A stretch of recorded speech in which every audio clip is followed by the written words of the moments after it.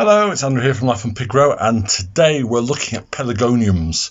For those of you who don't know what Pelargoniums are, it's the proper name for a geranium.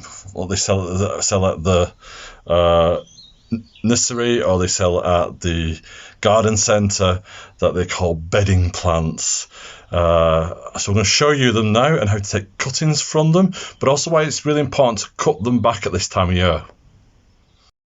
So here's my scented Pelargonium. This is Attar of Roses. It smells absolutely fantastic.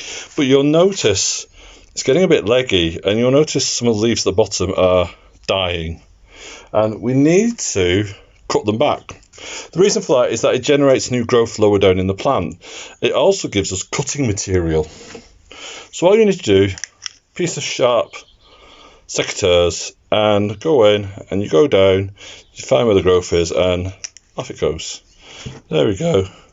Put that to the side, and again going around the plant, finding out where the new growth is, go right down, and off it goes. It will look brutal. You will cry at the end maybe, but it's important we do it, because if we don't, all these new leaves that are growing will shade out what's growing underneath, and that'll be it. So again, we've got right down here, we've got off it goes, and again down there, off it goes, and there we got our new plant. And what will happen now is that it'll send out lots of new growth. You can see some down here that'll make it bush out 1,000 times more, and you've got cutting material now, which we're going to look at.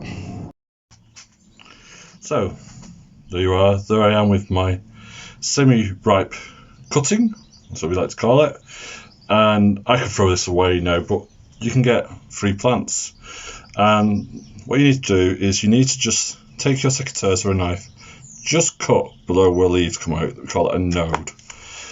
That will generate new growth. But I can't keep all that, so I need to gently get rid of some of this and keep the bare minimum to get it going, which is, just pull that off, which is that. And all I'm going to do now is I'm going to take a pot, and I like using terracotta pots for this.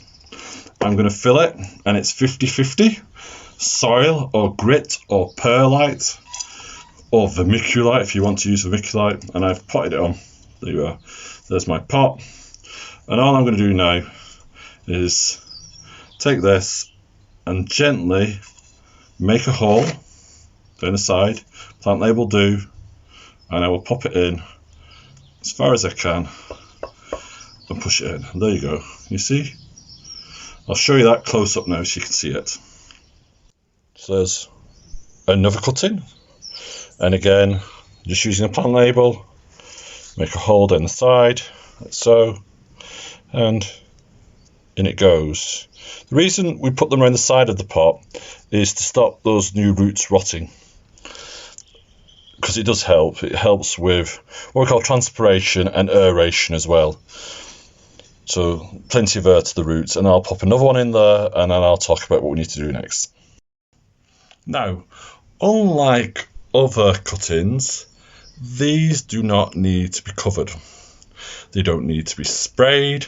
All they need to do is make sure the compost stays relatively moist but not soggy, okay? We don't want to rot them.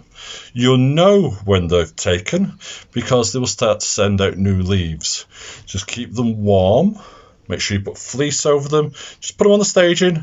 Let them do their own thing.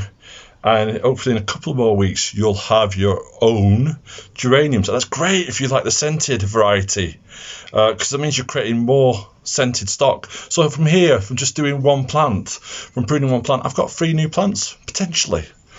So until next time, it's goodbye from me at Life on Pig Row. Don't forget to like and subscribe. Until next time, bye-bye.